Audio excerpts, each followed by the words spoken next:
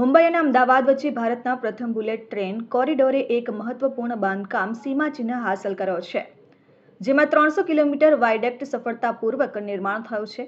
આ સિદ્ધિને સુરત, ગુજરાત નજીક 40 મીટર લાંબા પૂર્ણ સ્પાન બોક્સ ગર્ડરના લોન્ચિંગ દ્વારા મુદ્રિત કરવામાં આવી. 300 કિલોમીટરના સુપર સ્ટ્રક્ચરમાંથી 257.4 કિલોમીટરનો નિર્માણ ફૂલ સ્પાન લોન્ચિંગ પદ્ધતિ દ્વારા કરવામાં આવ્યો, જેમાં 14 નદીના પુલોનો સમાવેશ થાય છે.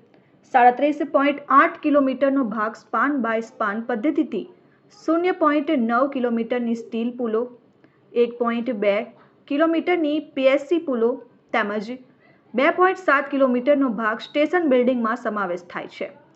એફએસએલએમ પદ્ધતિ દ્વારા 257.4 કિલોમીટર અને એસબીએસ પદ્ધતિ દ્વારા 37.8 કિલોમીટરના વાયડક્ટના નિર્માણ માટે અનુક્રમે 6,455 અને 925 જેટલા 40 મીટર સ્પાન ઉપયોગમાં લેવામાં આવ્યા.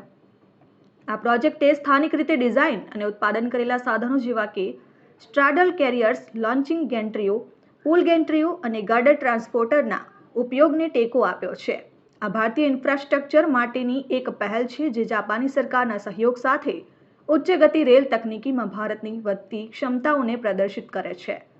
ફૂલ સ્પાન લોન્ચિંગ પદ્ધતિને અપનાવવાથી બાંધકામમાં નોંધપાત્ર ઝડપ આવી છે, કારણ કે ફૂલ સ્પાન ગર્ડર એરેક્શન પરંપરાગત સેગમેન્ટલ પદ્ધતિઓની તુલનામાં 10 ગણી ઝડપી છે.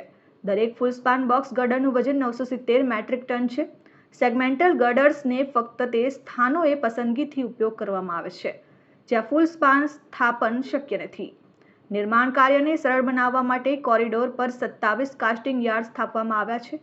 આ સ્ટીલ બ્રિજ દેશભરમાં ફેલાયેલી 7 વર્કશોપમાં બનાવવામાં આવ્યો છે, જેમાં ગુજરાતમાં 3, ઉત્તર પ્રદેશ, તામિલનાડુ, મહારાષ્ટ્ર અને પશ્ચિમ બંગાળમાં એક વર્કશોપ છે, જે ખરેખર આપણા દેશની એકતાની ભાવનાનું ઉદાહરણ આપે છે.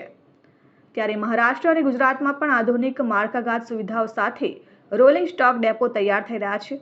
આ સીમા ચિહ્નરૂપ પ્રોજેક્ટના મજબૂત આયોજન, અત્યાધુનિક એન્જિનિયરિંગ અને મેક ઇન ઇન્ડિયા નીતિ પ્રત્યેની પ્રતિબદ્ધતાનો પુરાવો છે. Bureau report, RN news, Surat.